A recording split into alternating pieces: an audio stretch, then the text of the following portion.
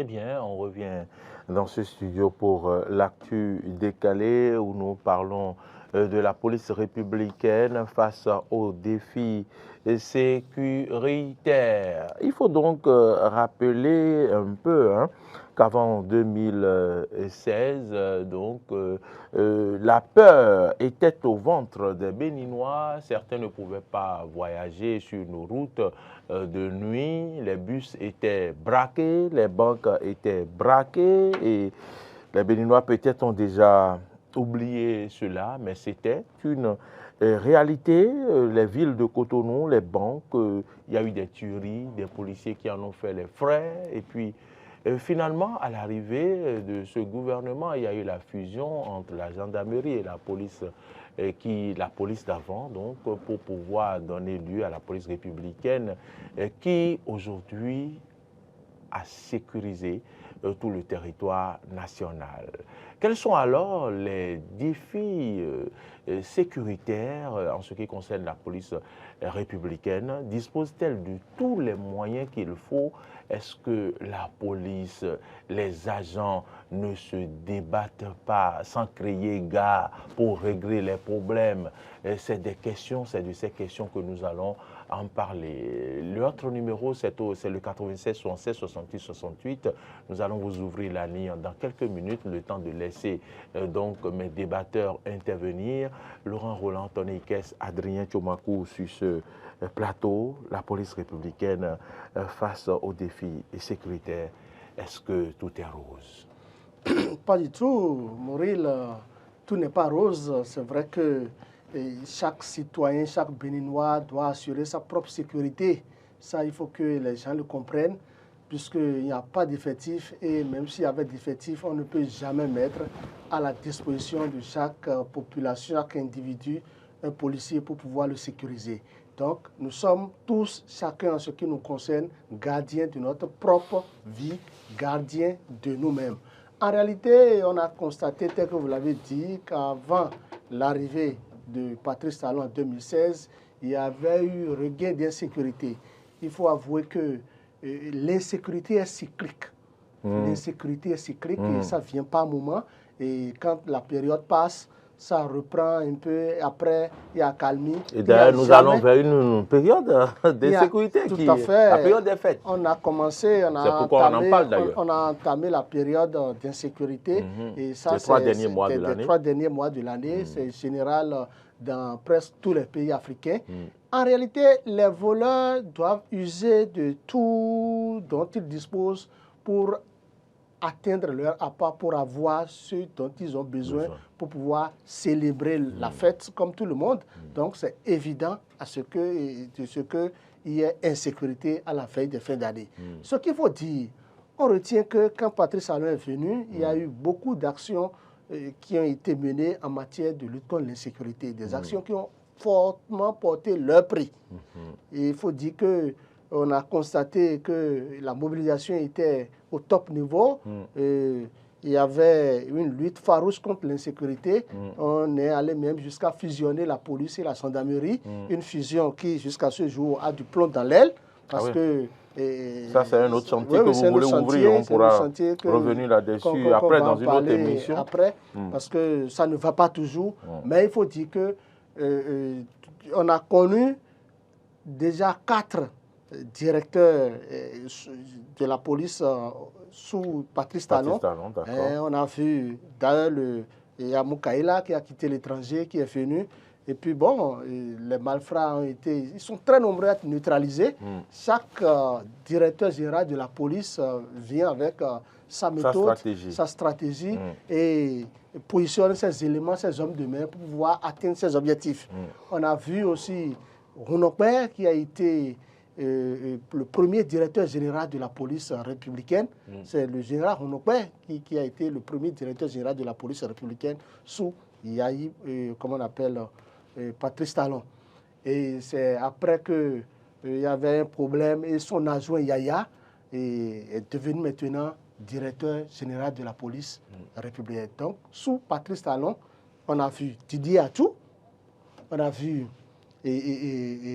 Moukaïla, on a vu Rounokbe, on est en train de voir Yaya Soumaïla.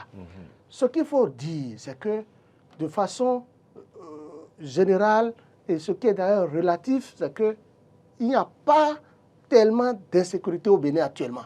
Mais il y a des cas d'insécurité, il n'y a pas de regain d'insécurité, il y a des petits foyers, il y a des cas de cambriolage, de braquage, de petits vols armés. Écoutez, ça va toujours exister. Mais c'est nous-mêmes, peuple béninois, chacun qui doit se dire, je ne me laisserai pas voler. Si nous avons ça dans notre tête et que nous prenons les dispositions, si vous avez une moto que vous avez payée par exemple à 500 000 ou à 800 000, et vous êtes incapable de sortir 15 000 francs pour payer de l'antivol à cette moto, pour mieux sécuriser cette moto, ça veut dire que c'est vous-même qui offrez votre moto aux malfrats. C'est de ça qu'il est question. Si vous êtes incapable de fermer votre porte avant de dormir, ou bien vous dites que vous voulez prendre de l'air naturel, et vous laissez la porte ouverte la nuit, c'est vous-même qui demandez au voleur de venir s'introduire dans votre chambre la nuit et emporter votre moto. Donc, les gens doivent savoir qu'on ne ferme jamais une moto au cou. Comme on ferme, on dit que j'ai fermé. Non, non, c'est avec de l'antivol qu'on ferme la moto et devant. Il y a des techniques de sécurité que nous devons savoir. Des réflexes de sécurité que nous devons avoir. Que nous devons avoir. C'est de ça qu'il est question. Laurent, mais il faut dire que les policiers, peut-être, vous allez me donner la parole, ils n'ont pas les moyens. Quand Patrice Talon est venu, il a fait ce qu'il peut, mais maintenant... On va y revenir. Okay. Laurent Roland Tonnikès, on ne peut pas donc assurer la sécurité des populations sans faire des patrouilles, sans aller dans les coins reculés, les quartiers et tout. Il y a quelques mois, on a appris que la police, maintenant, dans sa patrouille, ne rentre plus dans les ruelles. Je ne sais pas si vous avez eu l'information. Mais également, les patrouilles nécessitent des moyens roulants. Véhicules, motos et tout. On constate quand même que, en ce qui concerne la commune d'Abomey-Calavi, pour ce que nous voyons en traversant cette commune, que quand même ces véhicules-là qu'utilise la police, que ce soit au commissariat d'Akassato, au commissariat de Calavi ou ailleurs, que ces véhicules sont vétustes. Moi, je voudrais rendre hommage ce matin à tous les policiers du Bénin. Je dis tous les policiers, toutes catégories confondues. Je ne veux pas parler des responsables de la police républicaine, parce que je sais qu'ils ont des bureaux, ils sont dans des bureaux climatisés, ils n'ont peut-être pas les soucis, les problèmes que vivent les vrais policiers. Et donc les vrais policiers qui sont sur le carrefour, qui font la patrouille, qui assurent la sécurité, je voudrais leur rendre hommage ce matin, parce que vous faites bien de poser la question. Nous parlons de problèmes sécuritaires, nous disons que depuis 2016, il y a une sécurité relative parce que les policiers ont fait un travail énorme. Moi, je me rappelle bien que dans la zone où je vis actuellement, dès lors que j'ai intégré dans cette zone en 2022, il y a des patrouilles de policiers qui étaient à deux sur les motos Bajaj qui faisaient la ronde. Mais lesquelles motos n'ont pas duré dans le temps, donc je ne les vois même plus dans la zone. Je vous ai dit, il y a eu déjà 3 ou 4 situations d'insécurité dans ma zone. Il y a une dame qui a été braquée sous un lampadaire devant ma maison. Il y a une dame qui a été visitée 2 fois par des bandits. Il y a une autre maison qui a été visitée par des bandits. Pourtant, avant, quand les motos faisaient la ronde par là, il n'y avait pas cette situation. Donc, aujourd'hui, je rends hommage à ces policiers qui, malgré le peu de moyens qu'ils ont, et je l'ai soulevé ici, à Pota, j'ai vu sous la pluie, un policier portait les imperméables de 200 francs que les bonnes dames vendent sous la pluie. Les sachets. Alors qu'il devait porter des imperméables estampillés police républicaine. Il y a quelques jours, j'ai quitté Cotonou, remarqué par un de nos collègues ici, et au carrefour Bénin Marché, il pleuvait. Et les policiers étaient sous la pluie, sans imperméable. Et donc, quand je regarde tout ça, je rends hommage à ces policiers pour dire bravo, et que vivement que les autorités réfléchissent. Et vous faites bien de le dire, les véhicules des policiers, vous les voyez dans la circulation, vous avez de la peine pour eux. Parfois, on voit les véhicules de policiers pousser. Comment? Bien sûr. Voilà. Bien sûr. Comment les policiers qui les agents descendent pour pousser leur propre véhicule. Oui. Et ça, c'est pas... Il n'y a pas longtemps que j'ai vu ça dans la commune d'Abomey. Comment comprendre que le véhicule qui est censé faire une patrouille, pour chasser parfois les brigands, les délinquants, a des problèmes et on pousse?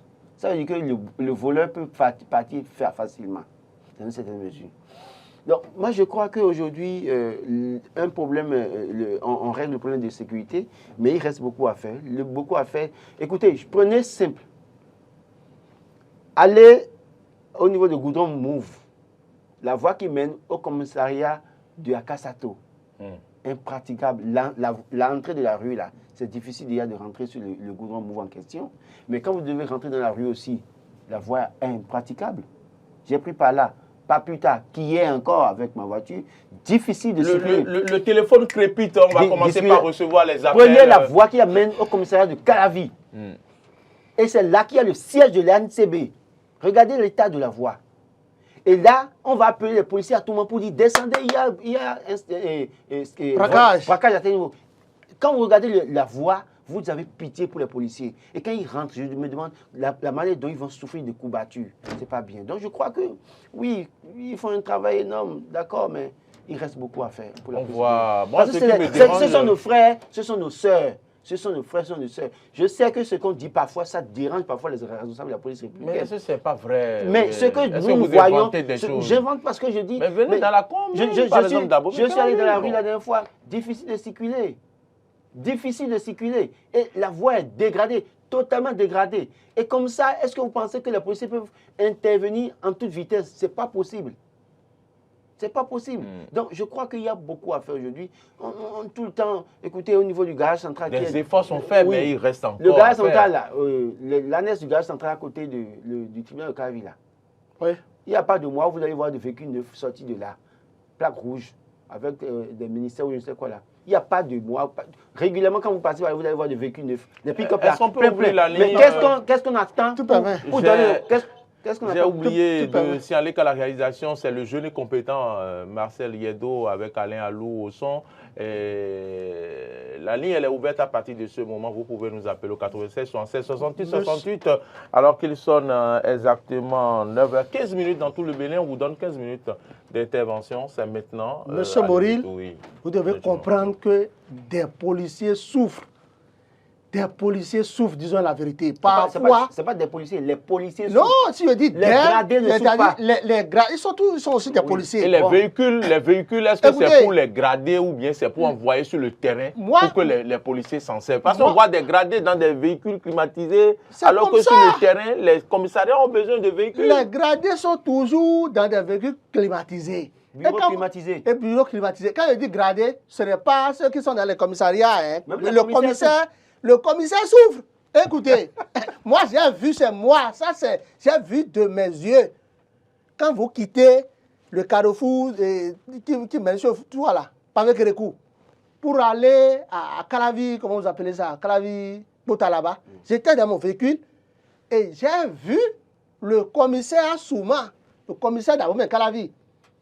Et c'est le commissaire même, c'est-à-dire moi, le truc, ça m'a tellement fait pitié.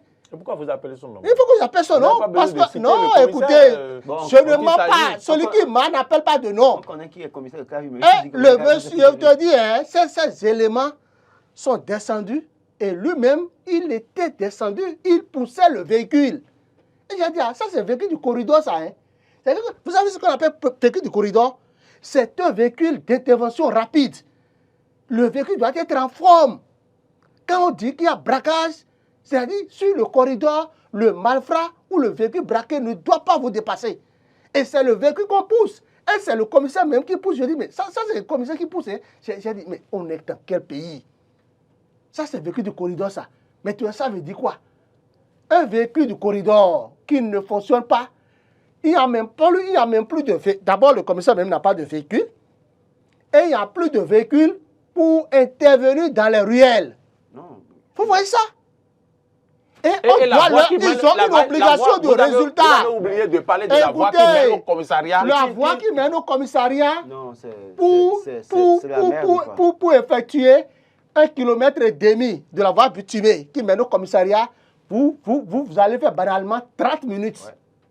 Parce que, écoutez, que vous souvenez que la voie est dégradée, il y a des motos qu'on a données. C'est dégradé et c'est... Vous vous rappelez ces motocross qu'on a donné aux policiers qui n'ont pas duré. Ah, il y a quelqu'un en ligne. Bonjour. Bonjour, monsieur. Bonjour. Ça va, à qui avons l'honneur? Oui, à la Jaï depuis ça. Ah, Monsieur Adjaï. Monsieur Adjaï. Je savais. Ouais. Allez-y. Nous parlons d'une situation très sérieuse en ce qui concerne le défi. Beaucoup. Sinon que vraiment les policiers souffrent certainement tel que vous venez de le dire. Sinon avec les véhicules qui roulent, que nous voyons là, pour quitter les campagnes, venir s'approvisionner en ville, des fois c'est sûr à voir que les véhicules de policiers qui vont nous protéger restent pendant des jours. Il y a un garage où je repars ma voiture, quand on se croise là-bas, et qui se passe, je vois là, vraiment c'est trop souffrant. Si on ne veut pas avoir plusieurs postes de police, on n'a qu'à réduire ça, si c'est à 2 ou à 3, au lieu d'avoir 10 ou 8 quelque part. Je vous en prie, les policiers souffrent effectivement, on n'a qu'à trouver une solution pour ça. Puisque nous avons des problèmes qu'il faut pour chasser des brigands ou quoi là, et puis avec cette situation-là, rien n'est fait. Je vous en prie, aidez-nous beaucoup. Sinon, les gens nous ont crié qu'il doit ça, il doit ci, mais aujourd'hui, c'est le contraire qu'on voit plus. C'est le contraire. Sauvez-nous, si vous avez la capacité. Merci. Merci, bonne journée. Merci beaucoup, monsieur Adjaï. Les policiers souffrent et c'est pour Calavi, je viens de dire. Hein. Et vous savez, quand vous venez au niveau du carrefour M. Sento, à Kassato, dans la commune de l'arrondissement de Kassato, là, carrefour M. Sento, là, c'est là, ils étaient obligés, des policiers hein, étaient obligés d'appeler, d'amener un autre véhicule pour pouvoir traquer le véhicule de la police qui est censé aussi rester sur le corridor. Et j'ai suivi, bonjour. je les ai Monsieur suivis, Michel. ils sont allés juste sur le mécanicien. Oui, allô, bonjour. Oui, salut. Anissé Michel de l'Ecosa. Allez-y. Bonjour. Bonjour. Je vous salue tous.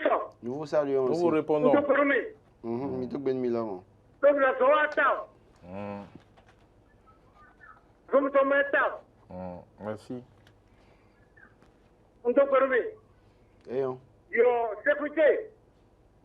Mais beko. Mais quoi?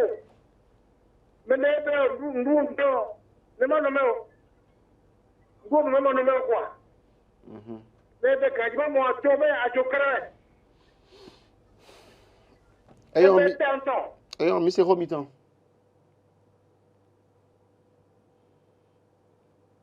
Bon, je crois que il faut apprécier au moins une démarche. Hein. C'est-à-dire que je crois que ça date de Boniaï, les commissariats d'arrondissement. Et après, maintenant, la fusion, ça a renforcé les effectifs au niveau des commissariats. Mais je crois que si on doit avoir des commissariats d'arrondissement, mais sans les moyens, il vaut mieux, comme le disait le premier intervenant, c'est qu'à un moment donné, il faut revoir. Il faut supprimer certains commissariats d'arrondissement et maintenant renforcer alors l'existant dans une certaine mesure. Parce qu'il ne sert à rien de dire on a des policiers un peu partout, mais ils n'ont pas de moyens pour travailler. Difficilement, parfois, ils ont de la carburation. Voilà notre problème. Oui, écoutez. Difficilement, ils ont de la carburation pour fonctionner. Parfois, vous appelez pour une intervention, on vous dit clairement, mais écoutez, est-ce que vous allez prendre la carburation en charge dans une certaine mesure? Je ne trahis aucun secret en le disant. Ça se passe dans certains commissariats. Donc, je crois qu'aujourd'hui, les autorités doivent comprendre. Si nous avons fait la fusion entre police et gendarmerie, nous devons pouvoir être prêts à payer le prix. Payer le prix, c'est leur donner les moyens. Leur donner les moyens, ce n'est pas donner les motos qu'on a données en 2016 ou 2017, les motocross, là, qui n'ont même pas fait 2 ans. Qui disent sur la route. Ouais, alors, il y a un qui a été garé à Carrefour, venu marcher pendant des années, sous la pluie. ouais, il y a quelqu'un qui a Allô, bonjour. Oui, bonjour. Bonjour, Oui, monsieur. merci de vous présenter, s'il vous plaît. Monsieur Prosper Canacien, depuis Paraco. Ah, monsieur Prosper, comment allez-vous à Paraco? Ça va bien, on rentre à Dieu. D'accord, vous avez la parole. Donc, quand même, un sujet très pertinent. Et moi, sincèrement, je voudrais recommander quand même au ministère de la Sécurité publique de doter des moyens à nos chers policiers. C'est vrai que ce sont des hommes qui sont déterminés à leur tâche salvatrice, mais par insuffisance de moyens à leur niveau, on n'arrive pas à percevoir l'effort qu'ils sont en train de faire sur le territoire national. Monsieur Agua, Oui. nous prenons notre arrondissement de Kio, Oui. chez nous, de Aguagon. Oui. Le commissariat qui est là n'a même pas de moto avant de parler de véhicule. Wow. Chez nous, au village, toi et moi, notre commissariat n'a même pas de moto avant de parler de véhicules. Et lorsqu'il y aura un braquage ou il y aura une intervention à faire, que pourront-ils faire? À quoi va acheter une Alors moto? qu'ils ont la volonté de travailler. C'est des gens qui sont dévoués à leur devoir. Donc, le gouvernement a interpellé, le ministère également a interpellé. Maintenant, le peu de moyens qu'ils ont aussi à leur disposition, il faudrait qu'ils trouvent de bons mécaniciens, de bons garagistes aussi. Ils doivent mettre les pièces originales pour la réparation. Parce qu'ils bricolent. Ces mécaniciens et garagistes font du bricolage. Ce qui fait que chaque jour, c'est des véhicules qui tombent en panne. Or, normalement, c'est des véhicules qui doivent être confiés aux professionnels. C'est des véhicules qui devaient être à jour, comme l'a dit M. Toumako, pour pouvoir tracer les bandits dans le dernier recoin. Mais force est de constater que les véhicules de la police républicaine ne font que chiner sur la voie, comme nos camions de Malanville et Rose. Sincèrement, c'est un sujet à faire réfléchir. Il faudrait qu'il y ait une assise au niveau du ministère de la Sécurité publique pour diagnostiquer les morts de la police républicaine. Vraiment. Merci beaucoup. Merci beaucoup. Monsieur Prosper Kanaké, vraiment merci pour votre Je crois que... contribution. J'avais une question pour vous. On voit bien que la ville a été très sécurisée et cela fait que les délinquants fuient vers les périphéries comme à Kassato, Calavi, à Blangandan et autres. Je pense qu'il va falloir sérieusement doter ces commissariats de moyens, comme l'a dit, du côté du Tior, à l'intérieur du pays, il n'y a pas les moyens. Il faut le dire, il va falloir le faire rapidement et que le gouvernement se penche sur ces questions et que les véhicules, des véhicules dits du nom soient affectés au commissariat, à l'intérieur du pays et autres. Je vois le temps passer, c'est pourquoi je parle vite, je vous laisse quelques minutes encore. Sur la question de l'entretien des véhicules, je crois que dans l'armée, on recrute des mécaniciens. D'accord? Au niveau de la police républicaine, commencez par recruter aussi des mécaniciens. Et au niveau de chaque département, au moins, vous avez dans l'effectif au moins 2 mécaniciens. Et quand il y a un véhicule de commissariat qui tombe en panne, c'est le mécanicien de la police qui va s'en charger. Parce que la manière dont ça se passe, il a fait bien de le citer. Dans les garages aussi, il y a aussi de ce que j'appelle les pas affinités. Il y a les manigances, si je veux parler, des détournements. Oui, tout à fait, on peut surestimer. Surfacturation. Donc, si la police commence aussi par recruter des mécaniciens en son sein, ces mécaniciens seront dépêchés pour réparer le matériel roulant de la police. Pourquoi pas? C'est possible de le faire. Absolument. Parce que si on parle maintenant, ils nous diront que oui, parce que certains commissariats gèrent mal le matériel roulant. Mais trouver aussi la formule à ce niveau. Mais je pense, comme vous l'avez dit, que nécessairement, il faut aller très vite. Doter les commissariats d'arrondissement de matériel roulant. Ce n'est pas les motos, on ne parle pas de motos. Il ne suffit pas de leur jeter une voiture qui va faire 10 ans au commissariat avant qu'on le change. Il faut qu'on fasse une planification. Ces véhicules s'amortissent vite parce que... Chaque 2 ans, on doit renouveler. Regardez. On a grandi avec quoi? Le la police, l'ambulance. Tendon. Non, oui, non, je ne parle même pas ça. C'est-à-dire qu'avant, quand le policier devait aller faire une intervention, il y a l'ambulance. Et ça crie. La sirène. La sirène, voilà. Mais aujourd'hui, là, les véhicules peuvent jouer quelle sirène?